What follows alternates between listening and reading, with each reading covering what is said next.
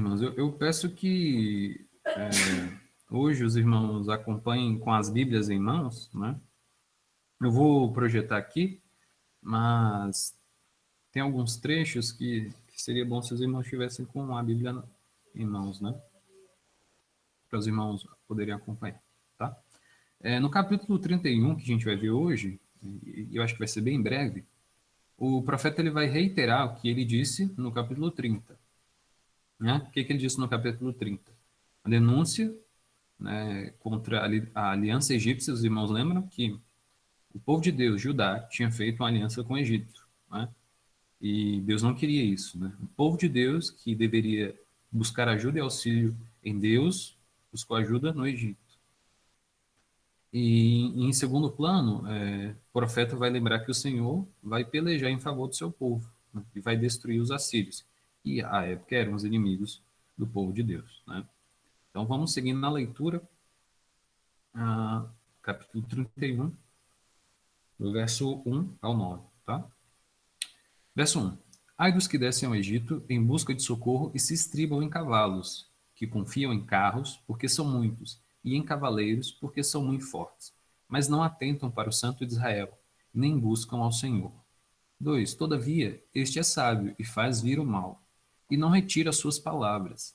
Ele se levantará contra a casa dos malfeitores, e contra a ajuda dos que praticam a iniquidade. 3. Pois os egípcios são homens e não deuses, os seus cavalos, carne e não espírito. Quando o Senhor estender a mão, cairão por terra tanto o auxiliador como o ajudado, e ambos juntamente serão consumidos.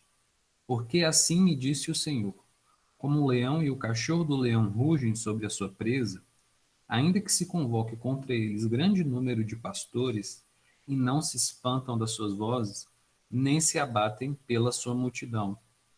Assim o Senhor dos Exércitos descerá para pelejar sobre o monte Sião e sobre o seu outreiro. 5.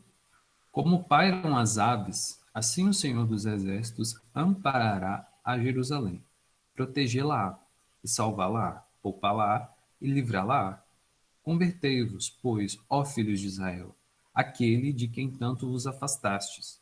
Pois naquele dia cada um lançará fora os seus ídolos de prata e os seus ídolos de ouro, que as vossas mãos fabricaram para pecardes. 8. Então a Síria cairá pela espada. Espada não de homem, a espada não de homem a devorará. Fugirá diante da espada, e os seus jovens serão sujeitos aos trabalhos forçados. De medo, não atinará com a sua rocha de refúgio. E os seus príncipes, espavoridos, desertarão a bandeira, diz o Senhor, cujo fogo está em Sião e cuja fornalha em Jerusalém. Então, meus irmãos, como vimos, o profeta, no capítulo 31, vai fazer um resumo do que ele já tinha denunciado no capítulo 30, que era a aliança do Egito, né? Naquela época, os assírios estavam avançando seus exércitos e quem estava entre a Síria e o Egito era Judá, que era o povo de Deus. E os assírios estão avançando com o seu exército, né?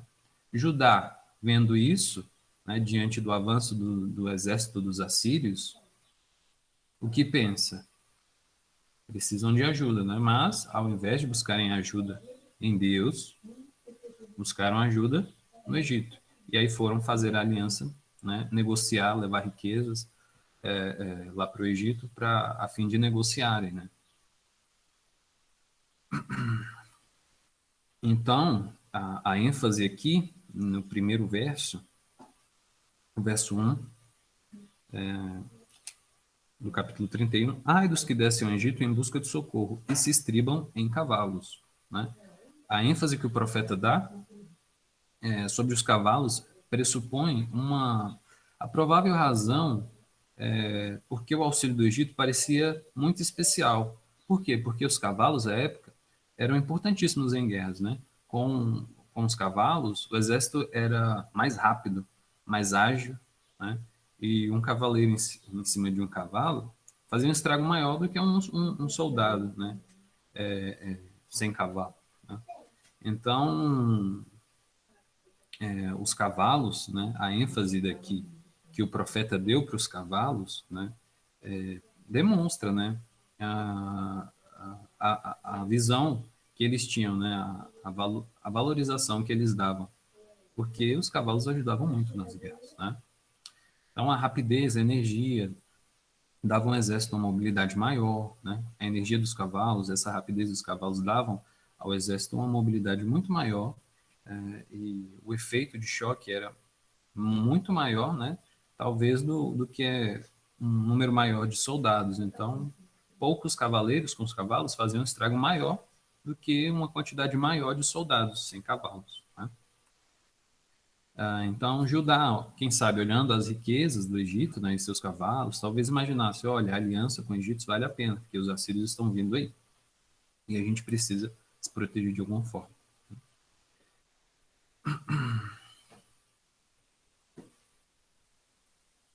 Então, diante desse cenário pré-guerra, né, a ajuda dos egípcios não cairia mal. Só que o que eles teriam que fazer? Eles teriam que buscar a ajuda de Deus, né? Então, o profeta vai continuando. Aí daqueles que assim pensam, ora, os carros dos cavalos, os carros, eles são muitos, né? E os cavaleiros, eles são muito fortes. Continuação aqui do versículo 1, né? Que confiam em carros porque são muitos, e em cavaleiros porque são muito fortes, mas não atentam para o Santo de Israel e nem buscam o Senhor. Ora, então, ai daqueles que pensam dessa forma. Os cavalos, eles são muitos, os cavaleiros são muito fortes, né? Então, ai daqueles que depositam a sua confiança nos cavaleiros e nos cavalos, né? Quando a confiança deveria estar depositada em quem? No Senhor, né? Ainda mais o Judá, né? Que é o povo de Deus, né? E assim, a ofensa era maior ainda, né? Uma coisa é um incrédulo não confiar em Deus. Outra coisa é uma pessoa que já conhece a palavra de Deus, né? Não confiar em Deus. Já conhece a palavra de Deus, já foi revelada a palavra a ele, e a pessoa ainda assim não confia em Deus. Seguindo, verso, verso 12. Todavia, este é sábio e faz vir o mal, e não retira suas palavras. Ele se levantará contra a casa dos malfeitores e contra a ajuda dos que praticam a iniquidade, né? Aí o profeta vai dizer, olha, mas Deus é sábio, Deus conhece a tudo e Deus conhece a todos, né? Os conselheiros de Judá estavam agindo como se Deus nada soubesse, né? Buscando auxílio no Egito. Eles acreditavam que aquilo que a gente viu em aulas anteriores, né? Olha, Deus é nosso Deus, mas em se tratando de estratégia de guerras, a gente conhece, né? Então, por isso a gente vai buscar aliança com o Egito, né? E aí o profeta relembra, olha, Deus sabe de tudo, né? Deus sabe de todas as coisas. E fará vir o mal. O mal que já foi predito virá sobre vocês, porque ele não retira suas palavras. O que já foi dito acontecerá, né? Então, não duvidem. Aqui no verso 2 ele vai falar de casa de malfeitores. Essa casa de malfeitores, os comentaristas, eles concordam que o profeta ele está se referindo a ajudar mesmo, né, o povo de Deus. Por que ele se tornou uma casa de malfeitores? Porque Judá se recusa a confiar em Deus e conformar a vida ao caráter dele, né? E por conta disso, porque não confia em Deus, ela se torna uma casa de malfeitores, né? E aí descobre que Deus está contra ela e está prestes a destruí-la, né? Além de destruir quem? A ajuda, né? Então não vai adiantar. Judá será destruída porque não confiam em Deus e o auxílio também será destruído, né? O auxílio que eles buscaram lá será destruído. Quem é auxílio? O Egito, né? Então, seguindo, verso 3. Pois os egípcios são homens e não deuses. Os seus cavalos são carne, não são espírito. Quando o Senhor estender a mão, cairá por terra tanto o auxiliador como o ajudado, e ambos juntamente serão consumidos. O profeta sai em defesa da superioridade de Deus, né? A fragilidade e a impotência da criatura, né, em contraste com a plenitude e a vitalidade de Deus, né? Então, ele fala, pois os egípcios, eles são homens, os egípcios não são deuses, né?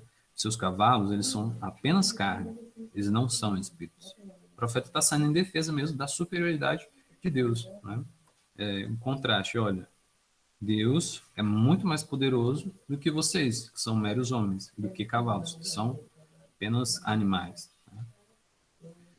Então, em outras palavras, o profeta quer dizer que tudo que é carne não tem poder para resistir, né, quando o Senhor se opõe a ela, porque tem a natureza divina, né? É todo-poderoso, ele é o todo-poderoso. E aí, no verso 3, ele segue: quando o Senhor estender a sua mão, cairão por terra tanto o auxiliador como que ajuda. Então, quando o Senhor estender a mão, cairão por terra tanto o auxiliador, né? Verso 3, cairão por terra tanto o auxiliador como o ajudado. Ou seja, Judá vai perecer por causa disso, porque não confiou em Deus, vai perecer. E o Egito também, né? Porque é o ajudador, e só que não vale de nada, porque quem é que está indo contra eles é o próprio Deus. Então, tanto o Egito como Judá, eles perecerão juntos, né? Verso 4, seguindo, verso 4. Porque assim me disse o Senhor: como o leão e o cachorro do leão rugem sobre a presa, ainda que se convoque contra eles um grande número de pastores, e não se espantam das suas vozes, nem se abatem pela sua multidão. Assim o Senhor dos Exércitos descerá para pelejar sobre o monte Sião e sobre o seu outreiro. O profeta vai usar uma linguagem bem metafórica agora, usando a imagem do leão, né? E do cachorro do leão. Os irmãos sabem o que é cachorro do leão? Como o leão e cachorro do leão rugem sobre a sua presa. Em outras traduções, né, cachorro do leão está leãozinho, né, o filhote de leão. Né? Então aí, em algumas traduções, a minha que é a Ara, né, a minha tá escrito cachorro do leão, né? Mas em outras traduções está leãozinho. Seria o filhote do leão, né?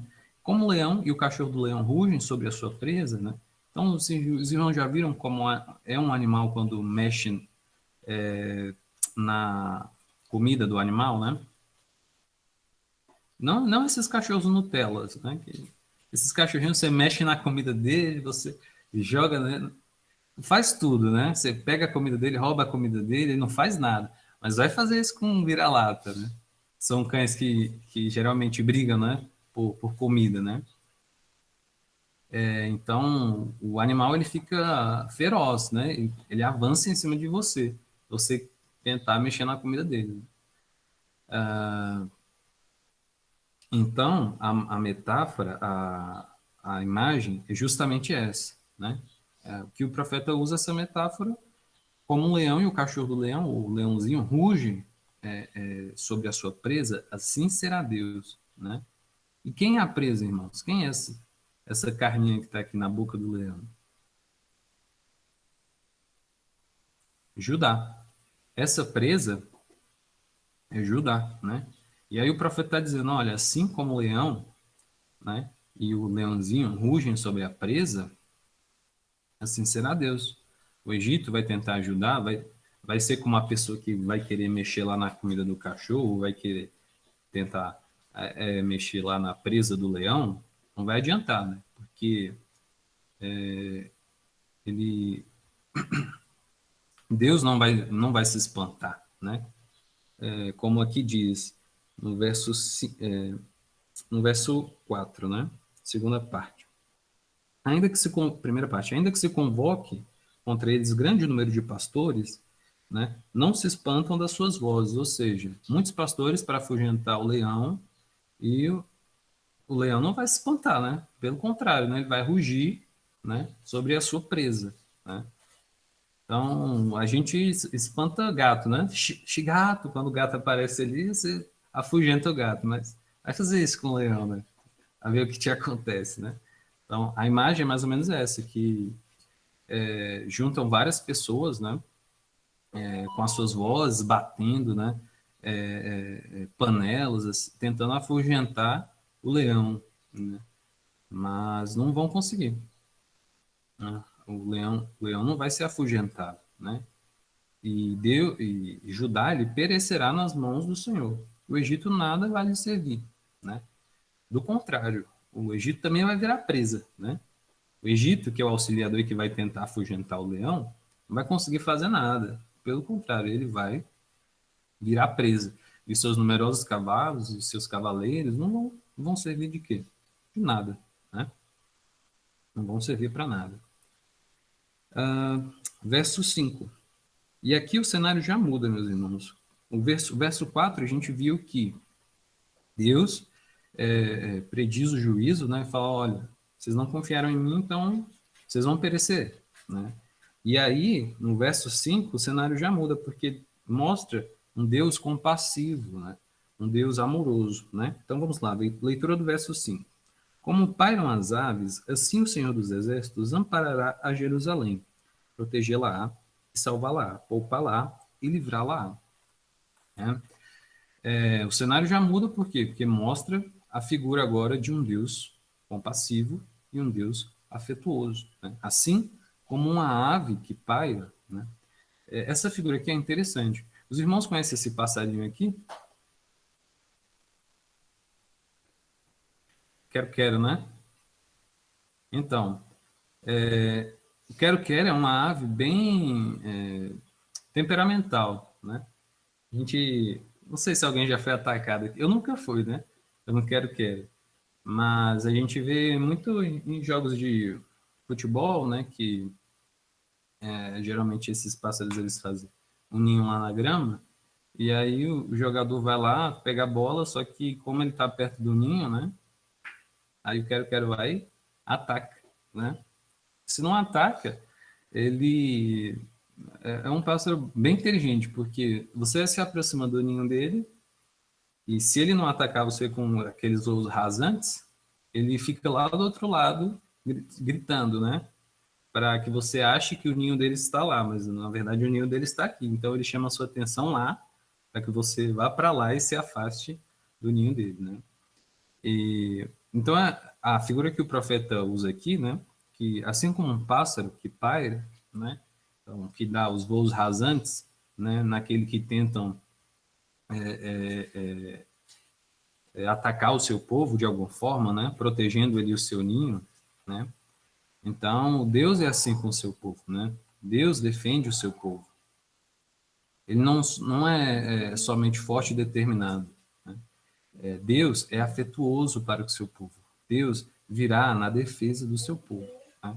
É isso que o profeta diz quando ele usa, né, a figura de uma ave, de um pássaro, né, que paira.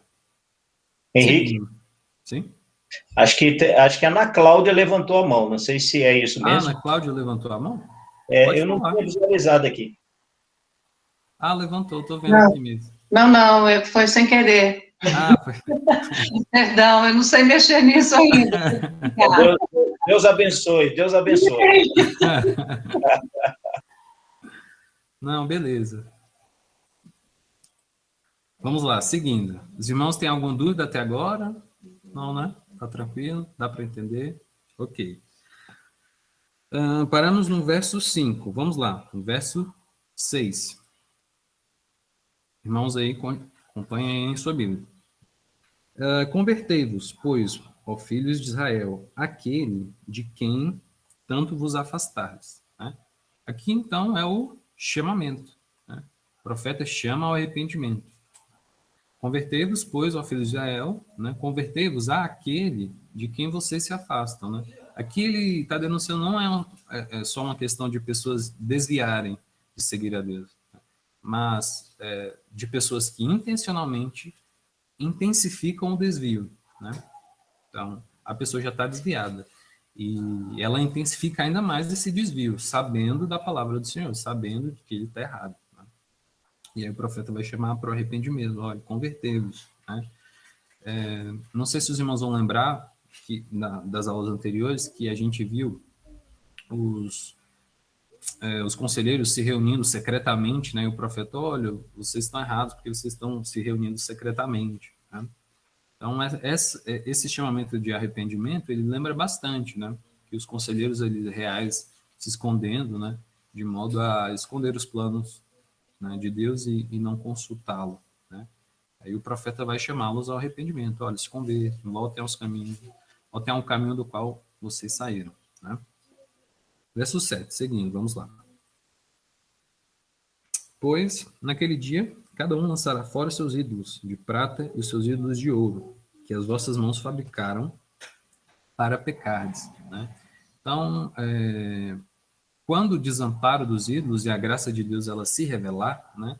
O desamparo dos ídolos por quê? Porque Deus virá e os ídolos não vão poder fazer nada. Né?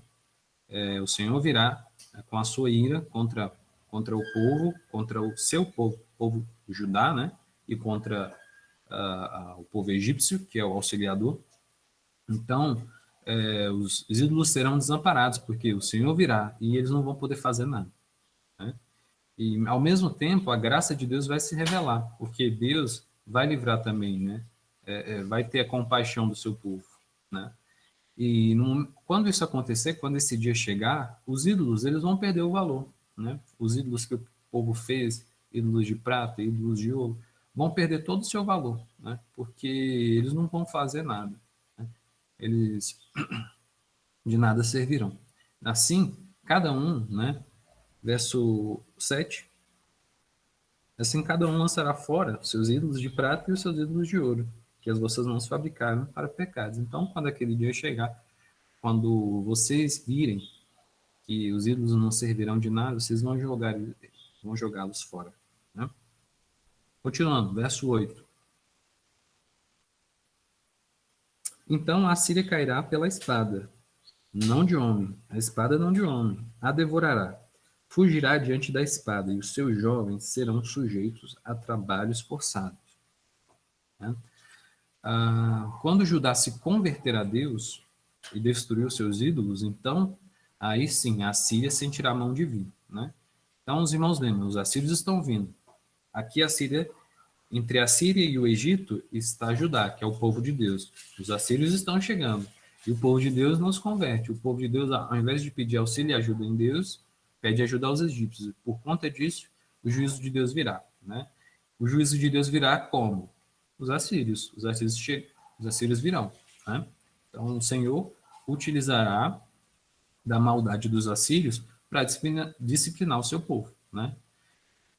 Só que quando Judá se converter e Deus, né, e Judá destruir seus ídolos, jogarem fora seus ídolos e se converter ao Senhor e depositar sua confiança nele, aí sim, a Síria ela vai sentir o peso da ira, né, divina, né? Então a Síria cairá pela espada. E aí o profeta fala, a espada que não vai ser nenhum exército de homens vai destruir a Síria. Quem destruirá a Síria será o próprio Deus, né? Essa espada que vai destruir a Síria é uma espada sobre-humana, né? Então, não é um homem que vence a guerra, mas se o homem vence a guerra é porque Deus quis que assim fosse. E no final das contas, se Deus quis que assim fosse, a vitória vem do próprio Deus, né? Então, é Deus que faz que o povo vença. Por isso, a Síria ela vai perecer. E não por espada de homem, mas por conta de Deus, né? E aí os seus jovens, né? Continuação aqui, fugirá diante da espada. E os seus jovens, que representam a força da Síria, esses jovens eles serão sujeitos a trabalhos forçados e serão escravizados, né? Serão subjugados. Porque o Senhor fez isso, né? O próprio Deus derrotou a Síria. E aí, final, verso 9. De medo, não atinará com a sua rocha de refúgio.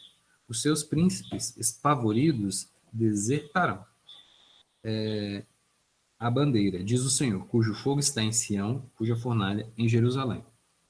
Aqui, apenas a conclusão. Né? Os assírios, derrotados, fugirão da espada e os seus jovens eles serão capturados, serão sujeitos a trabalhos forçados. Em outras traduções, esse início aqui, de medo, não atinará com a sua rocha de refúgio.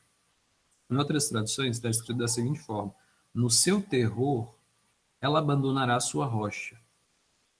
Né?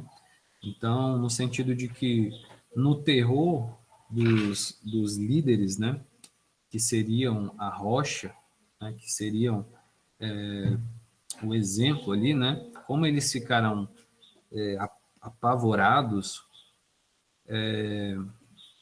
no final das contas, eles fugirão, né?